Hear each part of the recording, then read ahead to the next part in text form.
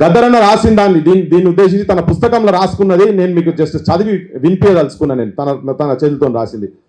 పాటమ్మ వందనాలమ్మ, నేనొక జనం పాటను, జనం గుండె సప్పుల్లా పాటను, నన్నెందుకు చిత్రహింసల పాలు చేస్తారు, నా ప్రాణం లాంటి పసిబిడ్డను భార్యను దూరం చేస్తారు, నా ముసలి తల్లిని నా అక్క అన్నలను రోజు ఎందుకు బెదిరిస్తారు,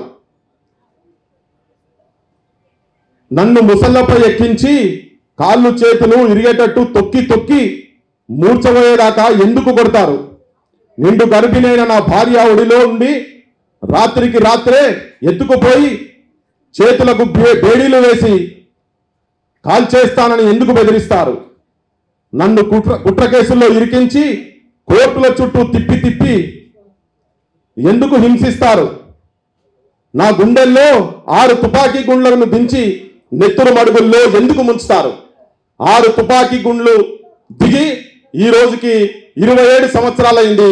కానీ తుపాకీ గుండ్లను దించినటువంటి దుర్మార్గులను కావచ్చు, దించిపిచ్చినటువంటి అప్పటి పాలకులు కావచ్చు, ఇప్పటి వరకు ఎక్కడ కూడా ఒక్క కేసు లేదు. ఐ థింక్ ప్రపంచంలో ఇది ఒక పెద్ద మిస్టరీ కావచ్చు. 27 ఏళ్ల తర్వాత కూడా ఇప్పటి వరకు వాళ్ళను పట్టుకున్న పాపాన పోలేదు.